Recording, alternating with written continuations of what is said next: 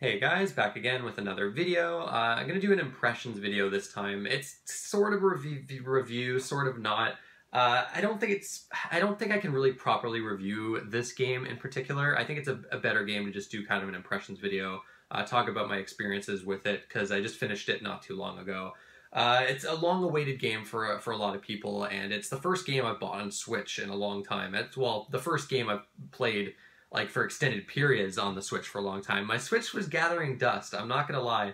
I don't know. I know a lot of people just love that system and just buy like so many games for it, but for me there's very few games that come out that I like really have to get, but there's a lot of good upcoming stuff, or games that are coming that look really good. Like we got Link's Awakening coming in September. Astral Chain comes at the end of the month, which looks awesome.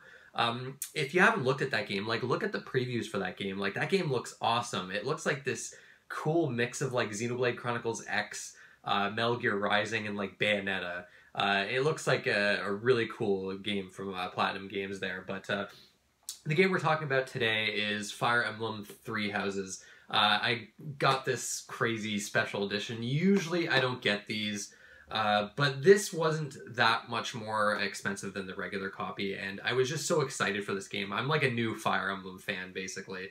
I've seen the light with this series, as a lot of you guys know, and I knew this was going to be extremely expensive later, so I thought it'd be good to have. And it's got like this cool calendar. The art book is really cool. It's a nice special edition. It's got the soundtrack as well. So yeah, I had to get this big stupid collector's edition. It's not as bad as a lot of other ones. Like basically, if a collector's edition has a statue, immediately I'm out. I fucking hate statues; they're such a waste. But anyways, yeah, I was very excited for this game. Everything I had seen on it before release was extremely exciting to me. This is the first console Fire Emblem we've gotten since the Wii, with I think it was called Radiant Dawn. It was kind of, that one was like a kind of a direct sequel to Path of Radiance on GameCube, which, holy shit, those games are expensive now. Basically, Awakening, since Awakening came out, every Fire Emblem game that came out before then has like climbed in price drastically. Path of Radiance on the GameCube especially, like that game's like a $200 game now. It's fucking insane. And of course, Nintendo just does not want to make that game available to anyone, or GameCube games in general, really, which is kind of a shame. But anyways, I finished this game. It took me 50 hours, which is crazy for a Fire Emblem game, I'd say. Although I've heard the Wii and GameCube ones are actually pretty long. But the 3DS ones, for instance, I don't think they ever went past 30 hours. Now, Fates was a lot longer if you did all three routes, which I did back to back, which I got kind of burnt out. And it's almost the same with this game, actually, where there is actually three different routes to this game. Obviously, you know, it's called Three Houses, so there's a house you kind of choose near the beginning of the game, and that kind of changes how things go in the storyline. And I guess really getting into the game here, and I guess the kind of like the story, basically, you're not going to get the whole story if you only do one route. There's a lot of little details that you'll kind of miss. And I guess kind of like the general gist of the story here is that you're kind of like this mysterious character that I don't really want to go into too much, but through some events you become the professor of a class for one of these three houses at this monastery run by this church called the Church of Saros, I think it's called. And so the game is kind of split up into two parts. So the first part, you're kind of like this professor, and you're kind of teaching a class of students in your particular house, and then every month you'll have like a main story mission that kind of progresses the story in a way. And then there's a time skip, and this is not spoilers. A lot of people consider this spoilers, which is kind of stupid because Nintendo has been like talking about this ever since they first showed the game off. The second part is like a time skip, so it's like 5 years after the events of the first part. And I'm not going to get into details here, but this is where the story really picks up, and it gets really dark and twisted. And you kind of are stuck with your particular house that you chose. Now, the first half is pretty much identical on every playthrough that you do. Obviously, the characters that you're with are different, so you'll get to meet these new characters that you really didn't maybe get to talk to all that much in your previous playthrough. Though you can recruit characters from other houses, it's just pretty difficult to do. You have to get your stats to a certain level. I only recruited a few from different houses on my first playthrough. But so the first half of the game is pretty similar. It's the same missions too, so the same maps, and it's got the same structure as well. I was originally planning to do all 3 routes for this game, and I tried to do a second route because I'm very curious to see how the Blue Lions play out. So I chose the Golden Deer house for my first playthrough, and I sort of regret it. From what I've seen, I have a good idea of what happens in the Black Eagles path, which most people chose. So the Black Eagle path, from what I've seen, has some very interesting choices that you have to make. And it's a lot darker, I think, than the Golden Deer path. The Golden Deer path is a very optimistic and kind of like happy path. The class leader of that group, Claude, he's a very like optimistic kind of guy, and I don't know, the storyline, it's got there's a few twists that I wasn't really expecting, especially towards the end of the game, that are fairly dark, but for the most part, it was fairly, I don't know, I felt like the Golden Deer path is like that optimistic kind of like successful path where everything just happens to go smoothly. So you get to see little glimpses of what it could be like on the other paths. You get to see, like, for instance, after the 5-year time skip, you get to see how the class leaders kind of have changed a little bit personality-wise, though you only mostly get to see how your kind of classmates have changed. That's one of the cool parts of the game. I really think the time skip is this really cool idea, and it really makes the storyline pretty interesting. The writing in general in this game is actually very strong, and it's the most invested I've been in a Fire Emblem storyline, which I can't really say that about any of the 3DS games that I played. I don't think any of the storylines in those games were particularly good. I've heard good things about the GameCube Path of the Radiance. I've heard the storyline in that one's pretty well done, but yeah, I was very invested with this game. I thought it was really well done, but the Blue Lions path sounds really interesting. I really would like to see how that kind of plays out. But and this is what kind of brings me to one of the problems with this game. I might talk about this a little in gameplay, but and basically the structure of the game, because it's basically a problem with like its storyline, its structure, and pacing. All 3 of them kind of combined, really. I tried to do another playthrough, and I got like a little ways through like the first part of the game, and I couldn't do it. I really burnt myself out on this game, but I know a lot of people that have finished this game and immediately jump into another playthrough, and they're still loving it. For me, the first part of the game is just so identical, and even with getting to know new characters, it's the monastery part of the game is such a drag, and I've kind of like, I don't know, it's weird. Okay, so when I was first playing this game, like the first like 75% of this game, I was absolutely loving this game. Like I was like, you know, it was like game of the year. I was so addicted. One day I put a disgusting amount of hours into this game straight. Like I just could not put this fucking thing down. And then towards the end of the game, I started to notice some problems with the game's structure and pacing. And there's a few things this game does that I'm not actually sure I would prefer in another Fire Emblem game. I think the 3DS games, how they previously did things, might be a little better. We'll get into that with the gameplay, but yeah, I just couldn't do a second playthrough. I'm really tired of the game at this point, so I'm gonna hold off. Maybe towards the end of the year, I might do another playthrough. Probably when I'm feeling like in a Fire Emblem mood again. But yeah, no, I just burnt myself out too much, and the game was just so long that first playthrough. I can't do another 50-hour playthrough, even though I really do want to see what that second half was like. There's a New Game Plus in this game. You can kind of like spend your renown to like go bring your professor level up and your class levels up a little bit, but you're probably not going to have that much renown to do a lot of that stuff. So your items carry over, which is cool, but there's not a whole lot that carries over in New Game Plus. Yeah, I mean, I don't really want to talk about the storytelling too much because I don't really want to spoil things, but it's one of the better things about the game. And I'm surprised I'm so positive on it for a Fire Emblem game, which historically for me, like the 3DS ones, I never found to be that great.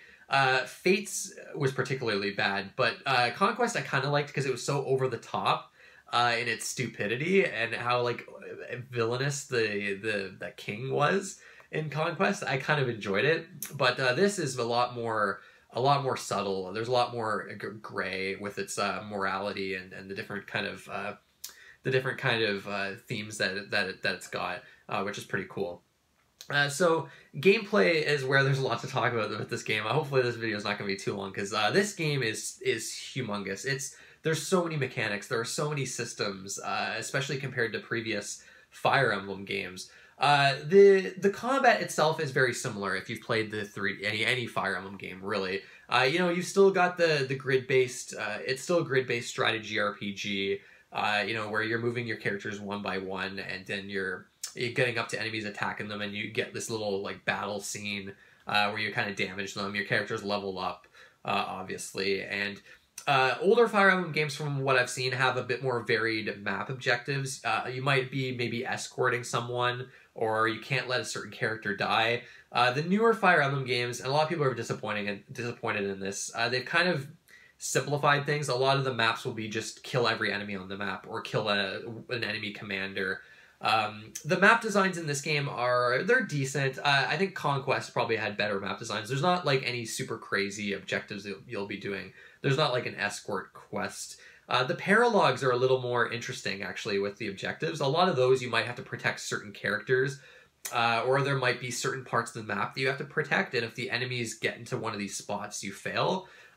Weirdly enough, the main missions never kind of do stuff like that. It's only the paralogs, which are these little like character quest maps that you kind of get a little ways throughout the game, which those are cool. Those add a lot to the characters, which is that's another thing I have to mention too. The characters in this game are terrific.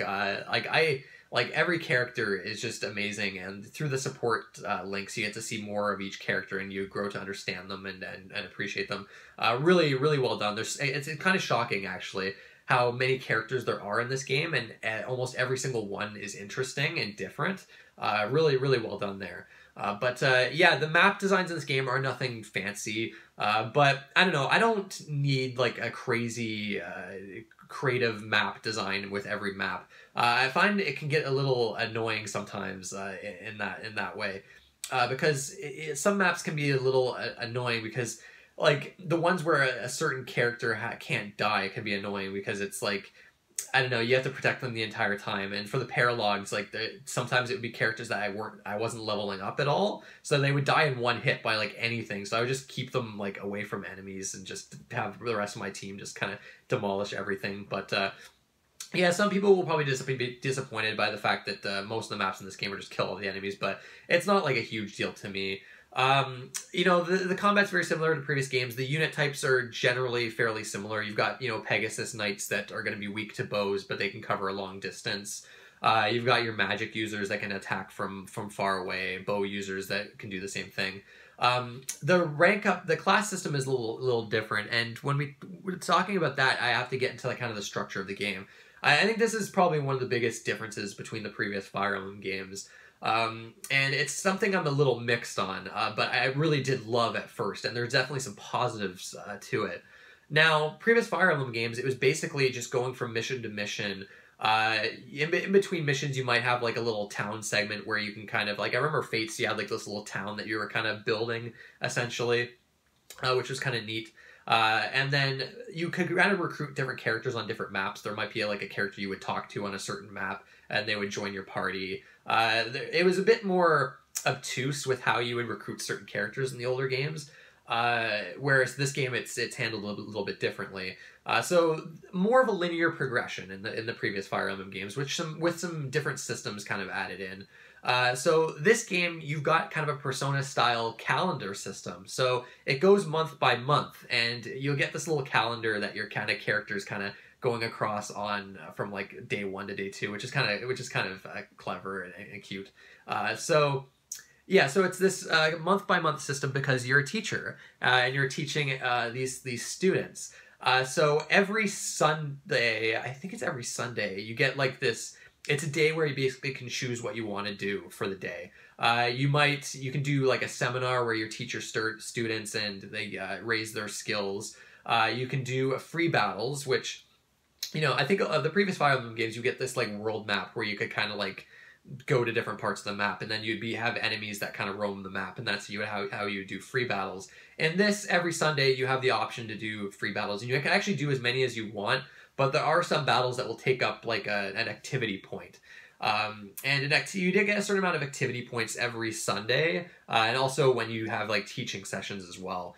And so basically, every activity you do, you lose a point, and once you've run out of points, that's all you can do for that day for the most part, and then you kind of progress to the next week. And at the end of every month, you have your main story mission, essentially. So yeah, it's very Persona style, and you can basically explore the monastery on every Sunday as well. And this is where you get into this third-person view, and you have like the whole monastery to explore, and you can talk to all the characters. And this is where you get your activity points, and you can spend them to do certain things. You can do like cooking, so you can like upgrade your rapport with like a party member, or give temporary bonuses to stats for the battle that's going to come up at the end of the month. You can do like a choir session to increase the faith stat of like certain characters. You can do like this tea time thing to kind of bring up your support with different characters. So yeah, it's this free roam aspect to it, and you don't have to do these things every time. So like time management is a key part of this game, and I guess with that I'll talk about like the skill system and the class system, and this can get kind of complicated. It took me a little while to get the hang of things. It's got a bit of a learning curve to it. So essentially, all the characters, all the classmates that you're teaching, they're your party members, right? When you're actually in battle. And each of them have like a different rank tied to different stats. So there could be flying, riding, heavy armor, lances, swords, your weapon types essentially. So they each have this rank, and to increase this rank, each character has like goals they're kind of working towards. Two goals they can have at the same time. So for one character, say they're a magic user. There's two different types of magic: reason and faith. So reason is your more black magic kind of thing. Faith is the white magic healing kind of stuff. So one character you might want them to be kind of a black mage type. So you basically set their two goals. The first goal, you're going to set it to reason. So you want that to keep increasing in rank from like I think it starts like E or something like that all the way to S+. And then their second goal, you might want to do, I don't know, maybe you want them to be like a Dark Knight. So you want to put riding on them, because to be a Dark Knight, you got to have like an A rank in riding, and I think an A rank in reason. I'm pretty sure. I think I remember that. So if these goals are set, every time you have these teaching sessions, they're gonna get more experience to increase those ranks. And basically, you have like a teaching session almost every week. So in those, you're kind of spending activity points to increase the ranks on all your different characters. And depending on the goals you've set for each characters, different ranks are going to increase faster than others. I know this sounds really complicated and convoluted. The game is not actually amazing at explaining this to you. I had to kind of learn all this on my own. And this kind of ties into the way that you upgrade your characters. So in previous games, you get these like class seals where you could use them on a character to kind of upgrade their class. They might go from like I don't know, like a warrior to a sword master or something. I forget what the different ranks the classes were in the old games. The best thing to do in the old games was actually to wait till you were level 20, like the max level, and then use a class seal on your character to rank them up, because they get the most stat increases that way. It doesn't work like this in this game. In this game, you actually want to increase their class as quick as possible, basically as soon as you can do it. In this game, you still get your seals, but there's different seals. So there's like beginner seal, intermediate, advanced, and master, and those kind of tie into the different classes there are. So each character starts as like a noble or a commoner. And then you've got like this little chart that you can look at, so you can actually see what classes that character can turn into. And then you can basically look at them to see what ranks they need in each stat. So like I was saying before, Dark Knight is a master class. So they need to have an A rank in riding and black and dark and reason. So you want to set their goals for that character, whatever character you want to make that class. And then you need a master seal, and then that character also needs to be a class from the previous group, like the advanced classes. It's man, when I'm explaining it, it sounds so complicated. It kind of is. but when you actually like start to understand it, it's really cool because you're invested in the growth of your characters and you're constantly switching their goals and kind of making sure that they're where you want to be. But there's definitely a lot of preparation here. So if it's weird, like I was always preparing to my characters for their different classes. So right from the beginning, I was looking at all the classes that were coming up and thinking to myself, okay, so I'm going to want this character to be this class. So I'm going to have to work on these stats and these ranks. And then when they get there, I'm going to switch them so they can become this next class. And basically, you have to take exams for each of your characters for them to actually change their class. So you can, for the Dark Knight, for instance, you keep using this as an example. If they have like an A rank in writing and reason, they'll have a 100% chance of passing this exam and being able to change into the class. But if you're say like a B plus, then the chances go down a little bit. But you still have that. You still have that chance to actually make your character the Dark Knight. You can't really cheese it. From what I've heard, you can kind of like. It's determined every week if the chances are right. You know, it might be a 75% chance, but you could still fail. But if you go back to a save like a week before, then it kind of changes. So you can kind of like cheese it a little bit that way. But that takes too much work. For me, I was just like, if it didn't happen, I was like, okay, well, I'll wait till the next week. Maybe by then their stats are going to be higher. They'll be able to change into this class. But yeah, it sounds almost convoluted. But once you understand it and once you get what you need to do to kind of prepare your characters, it's really satisfying. It's incredibly rewarding, and it goes hand in hand with like the teaching aspect of the storyline and just seeing your characters, your classmates kind of improve. It's one of the more interesting parts of the game. Now, it did start to, towards the end of the game, it got a bit, I don't know, tiresome, because at the end of the game, all my characters had like S plus or S ranks in every skill that I needed them to have. So the teaching sessions were kind of useless after a certain point. And the monastery exploration, there were no side quests anymore. There wasn't, like, all my support links were at, like, S+, which I'll have to talk about that here as well. So it just, I don't know, everything just felt kind of worthless. So towards the end of the game, I was just actually, like, it became such a drag, like this monastery stuff, that I would just actually just skip every Sunday. Because it was just, there's no point. Like, I might as well just do the next battle. And that kind of ties in with the pacing, but first I'll talk about the support links. So like with previous Fire Emblem games, if characters are next to each other in battle and one of them kills an enemy, you'll get like this little heart icon that will pop up. So those two particular characters, their support link is increasing, and the support link has different ranks. It's kind of like a social link in Persona. And each combination of characters has like their own support links. And this is one of the crazy things with this game. Because there's so many characters in this game, it's kind of insane the effort that they put in here. Because even characters from opposite houses can have like these really involved support links. There's a support link between every two characters in the entire game. Like, that's a lot of conversations. That's a lot of dialogue. And it's all voiced. Every single line of dialogue in this game, for the most part, is voiced, and really good voice acting as well, which is really impressive. It's really impressive, especially considering the previous Fire Emblem games were like no voice acting whatsoever. And like previous games, there's a bit of can be these romantic relationships. It's a little less pronounced in this game, actually, but there's plenty of characters that you can eventually get to S+, and you can marry them. It's one of the things with this game there's been it's not really controversy, but the way they've handled the gay relationships is kind of spotty from what I've seen. I think like the lesbian relationships, they do okay. Like, they're not horrible, but the way they treat the few gay relationships in this game, like the male relationships, are like really like kind of spotty, not too good. But yeah, it's I don't know, I feel like the older Fire Emblem games, not the older ones, the 3DS ones were a lot more like, I don't know, a lot more, I don't know what the word for it is, but there was a lot more like, I don't know, a romantic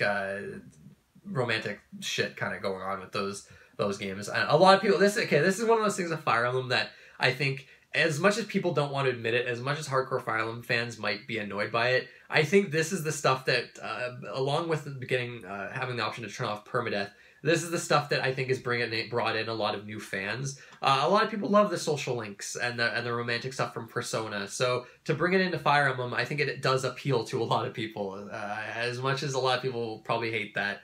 But I know this game's able to have that kind of stuff, but also have this really dark storyline, and it doesn't like detract from it at all. It never really gets in the way or anything like that.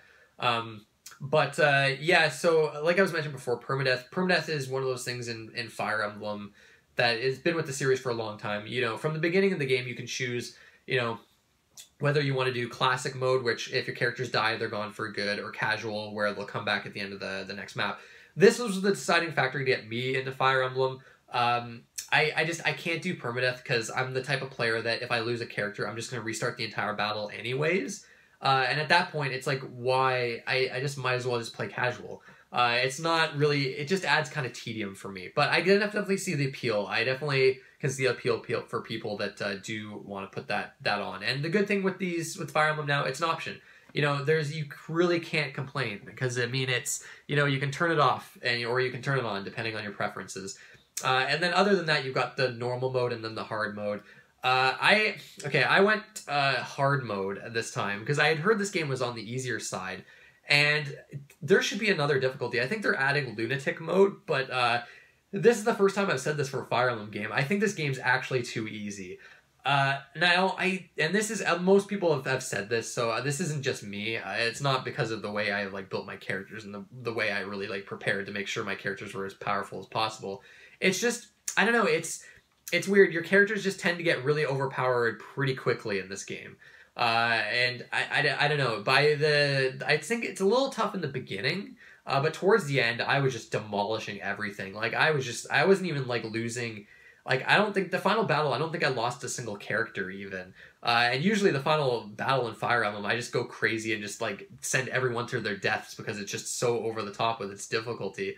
But this game, yeah, it was, I gotta say, it was a little too easy to the point where it was actually a little dull at times. The free battles especially. I was doing at least 1 or 2 free battles every month, and they were so fucking easy that I was like, okay, I might as well just do the main story missions at this point, because this is like, yeah, my character's leveling up. This is just, I'm killing everything in one shot with all my characters. Like, it's not even fun at this point. So yeah, there's kind of that. I'm trying to think. I mean, I'm sure there's a bunch of other stuff I'm missing. There's like a bunch of activities you can do, fishing and gardening and all this stuff. But the core gameplay, the core battles are fairly similar to previous games. And they're still a blast. But going into this monastery thing a bit, this is where I'm going to bring up the pacing, and this is, I think, where some of the issues with this game come in. Now, this monastery part of the game is really cool at first. For the most of the game, it's actually really cool because it's, again, like growing your, you know, teaching your classmates and teaching your students, actually, and seeing them improve and kind of making sure that they're getting into the right classes and increasing their stats and things like that. All really fun and all really cool to do. But towards the end of the game, the monastery stuff was becoming a drag, and it was really ruining the pacing for me to the point where I just wanted to do battle after battle and just get to the end of the game because. Basically, one of the annoying things, too, with this game is, with the teaching part of the game, to actually properly teach your students, their motivation has to be high. Because basically, characters will lose motivation throughout the game. And to get motivation up, the best way I found was to do the exploration in the monastery and then do the group dining. And basically have the two characters that are low motivation eat together, and then they get high motivation. And if your characters are low motivation, the teaching part of the game, you can't actually increase their ranks at all. It won't let you. It won't let you use an activity point to do that. So towards the end of the game, I needed to get my ranks up, and I didn't really want to do the monastery stuff because it was starting becoming a drag. It was starting to get really boring, and there wasn't really much to do. And so I basically had to keep doing this exploration part and doing these group meals over and over again so I could get their motivation up to be able to do the teaching, or else the teaching becomes like useless. If you skip everything, if you skip like the exploration stuff, you're gonna miss out a lot. I think basically your ranks are not gonna go up that quickly. They're only gonna go up from really doing battle essentially. So you're at a disadvantage if you do skip all this school stuff. And towards the end of the game, yeah, I really wanted to skip it because I think it was really dragging the pacing of the game. Towards the end of the game, like the last 10 hours or so, I think it was starting to become a drag. It was starting to become a little dull, and I kind of turned around on this whole monastery like calendar system that the game's got. It's a cool idea. I don't know. It's cool for one Fire Emblem game, but I don't think I'd like to see it return actually. As even though I was actually praising it a lot in the beginning. Again, some cool positive aspects to this, especially for like the first like 75% of the game. But yeah, towards the end it gets a little kind of. But I think that covers about with gameplay. I'm sure there's plenty of stuff I'm missing. There's so many mechanics and systems to this game. It's kind of insane, but really enjoyable though overall. I really did enjoy the gameplay with this game, and the leading into graphics, pretty big improvement. Obviously over the 3DS games, you know, it's not 2D. We've got 3D, although I think Echoes was 3D, or wasn't Echoes? I feel like Echoes was 3D actually. Like the there was no, because there was like the dungeon sequences. Those were 3D. But yeah, anyways, yeah, all 3D here. Obviously, being the first console Fire Emblem game in a long time. Yeah, the other thing I forgot is the battalion system and the gambit system. I'm not even going to talk about those because there's way too much to cover with gameplay. But that's another addition they added to this series that can be useful against the big beast enemies. But other than that, I didn't use them all that much. Yeah, graphically the game isn't, I don't think it's an amazing looking game. The monastery sequences don't look particularly good. The maps can kind of be bland a little bit. The presentation is cool in a lot of ways where when you're battling, you see like different parts of the enemy army behind the characters that you're attacking, which is cool. Like the animations are all fantastic, and the character models for the most part are really good. And well designed, but yeah, it's not like this amazing looking game. You know, it's still a Switch game. This is not like a a PS4 and Xbox One game, so it's not going to look like fantastic. The frame rate is pretty low. It chugs a lot when you're roaming in the monastery, which is a little weird. But the actual battles themselves play out pretty well. The frame rate doesn't really drop too much there. But yeah, I don't know. It's kind of a mixed bag visually. I don't think it's one of the better looking Switch games. And on the handheld, it looks especially ugly. I don't know. I played it on the handheld for a little bit because this is a good game to play while you're like listening to a podcast or whatever. I don't know. First off, the text is way too fucking small on the gamepad. You can barely read anything. It's kind of absurd. And then it just, I don't know, everything's a bit more fuzzy looking and harder to see. Definitely much preferred playing this on TV mode. Yeah, I don't know. Yeah, visually, yeah, kind of like, nothing spectacular. But it is nice to see the series make the jump to 3D again after so many 3DS entries, which is pretty cool.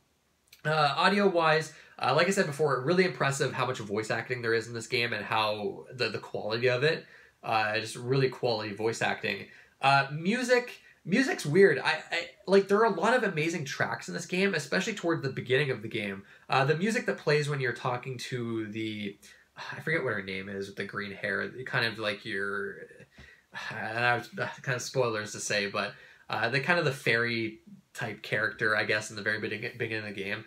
There's music that plays during those sequences that's really good. And there's some later music in the game that some of the battle music that's like really interesting. But then a lot of it is kind of bland as well.